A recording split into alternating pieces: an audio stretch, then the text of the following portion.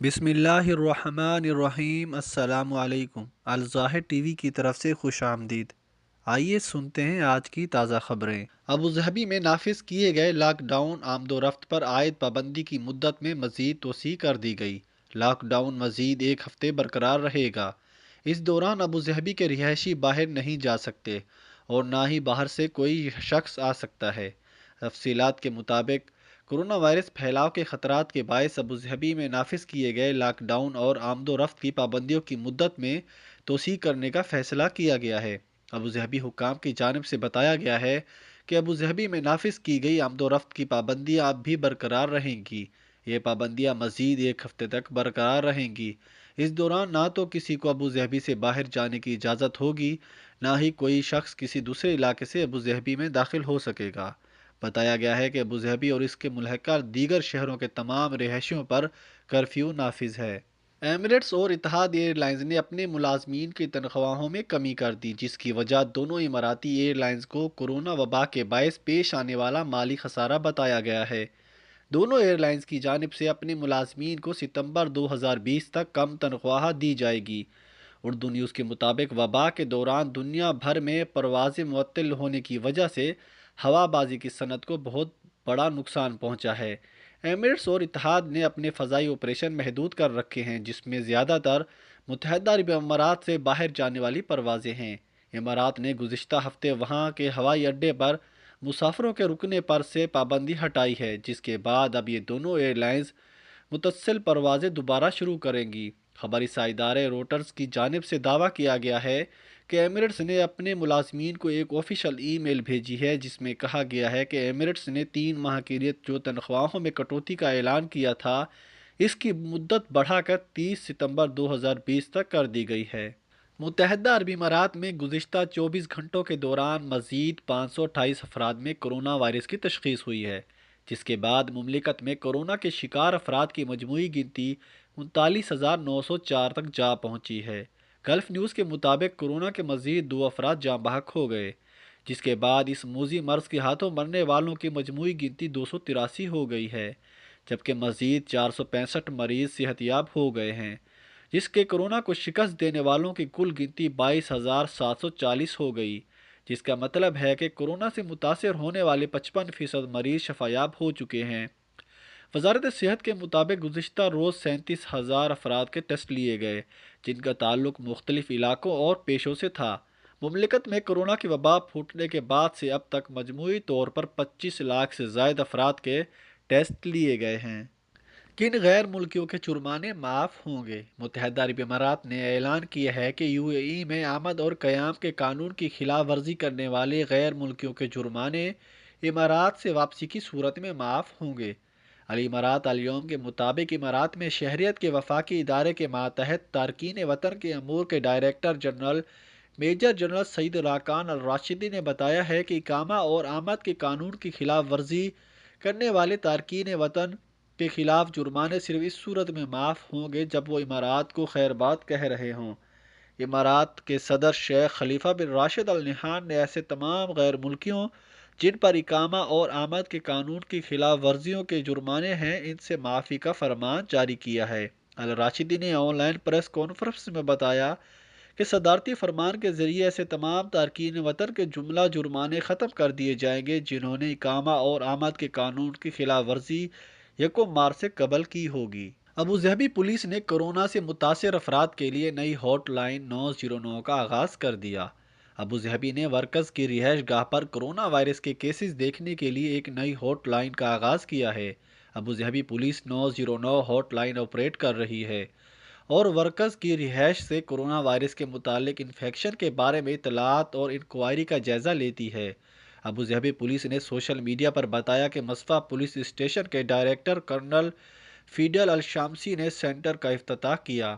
مصفا میں operation centre کو corona virus مرض کو دیکھنے کے لیے کھولا گیا ہے۔ یہ سینٹر اسے تمام فون کالز کا جواب 24 گھنٹے دے گا۔ اس مرکز میں مترجمین بھی موجود ہیں جو ایشین کو ان کے زبان میں جواب دیں گے۔ جب پولیس کو انفیکشن کی اطلاع موصول ہوتی ہے تو وہ اس جگہ پر ٹیسٹنگ کے لیے میڈیکل ٹیمیں بھیجتی ہے۔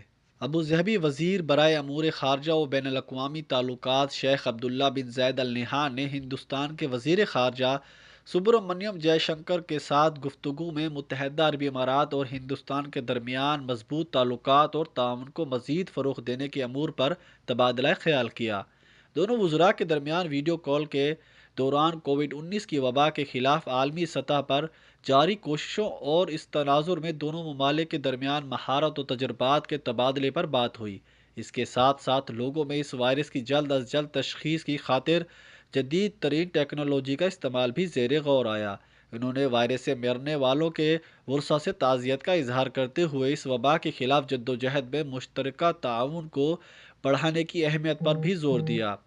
ویڈیو کال کے دوران وزیر مملکت برائے امور خارجہ ڈاکٹر انور بن محمد کرکاش بھی موجود تھے۔ انہوں نے دونوں ممالک کے درمیان مؤثر اسٹریٹجک تعلقات کا اعادہ کرتے ہوئے اس تناظر میں دونوں ممالک کی قیادت کی جانب سے مختلف شعبوں میں تعاون کو بڑھانے کا بھی عزم ظاہر کیا۔ قانون رہائش کی خلاف ورزی کرنے والوں کو جرمانہ ادا کیے بغیر ملک چھوڑنے کی اجازت۔ وفاقی اتھارٹی برائے شناختی اور شہریت ICA نے اعلان کیا ہے کہ قانون رہائش کی خلاف ورزی کرنے والوں کو جرمانہ ادا کیے بغیر 18 مئی سے 18 اگست تک 3 ماہ کی مدت کے دوران ملک سے باہر جانے کی اجازت ہوگی۔ اس معافی نامے کا اعلان ڈائریکٹر جنرل برائے امور خارجہ اور پورٹس مینیجر جنرل سعید راکان الراشدی نے ICA کے زیر اہتمام منعقدہ ورچوئل پریس کانفرنس کے دوران کیا۔ متحدہ عرب امارات کی کابینہ نے اس سے قبل ایک فیصلہ جاری کیا تھا جس میں تمام غیر ملکی باشندوں اور سیاحوں کو 18 مئی سے 3 مہینوں کے لیے زائد رہائش کی اجازت پر عائد جرمانے سے استثناء حاصل ہے۔ میجر جنرل راشدی نے کہا کہ عام معافی کا اطلاق 1 مارچ 2020 سے پہلے ہونے والی خلاف ورزیوں پر ہوتا ہے اور اس میں داخلے رہائش گاہ اور ویزا قانون کی خلاف ورزی کرنے والے شامل ہیں۔ پہلی سہ ماہی کے دوران ابوظہبی میں قیمتی دھاتوں کی تجارت کا حجم 5.42 ارب درہم۔ قیمتی دھاتوں اور جواہرات میں ابوظہبی کی تجارت گزشتہ سال 2019 کی پہلی سہ ماہی کے مقابلے میں رواں سال 2020 کی پہلی سہ ماہی میں 34.4% بڑھ گئی۔ Abu Dhabi general administration of customs کے مطابق 2019 کے اس عرصے میں اس تجارت کا حجم 4.03 ارب درہم تھا، جو کہ 2020 کے اسی عرصے میں 5.42 ارب درہم ہو گیا۔ کسٹمز حکام کی طرف سے جاری بیان کے مطابق قیمتی دھات اور جواہرات میں ابوظہبی کی اس تجارت میں اضافے کی بنیادی وجوہات ان کی درآمدات میں اضافہ ہے، جو کہ 2019 کی پہلی سہ ماہی میں 514.55 ملین درہم اور 2020 کی پہلی سہ ماہی میں اس کا حجم 2.19 ارب درہم رہا۔ اس عرصے میں ان اشیاء کی درآمدات کا حجم 3.1 ارب درہم اور ری ایکسپورٹ کا حجم 131.08 ملین درہم رہا۔ بیان میں کہا گیا کہ حالیہ درپیش عالمی چیلنج کی صورتحال میں بھی اس تجارت میں اضافہ ابوظہبی میں معاشی سرگرمیوں کا ثبوت ہے۔ متحدہ عرب امارات میں مئی کے دوران 196 ای کامرس لائسنس جاری کیے گئے۔ متحدہ عرب امارات میں مئی 2020 کے دوران ای کامرس بزنس سیکٹر کو سب سے زیادہ لائسنس جاری کیے گئے۔ نیشنل اکنامک رجسٹر کے اعداد و شمار کے مطابق متعلقہ حکام کے تعاون سے مئی 2020 میں ای کامرس ریٹیل کاروبار کے 196 لائسنس جاری کیے گئے۔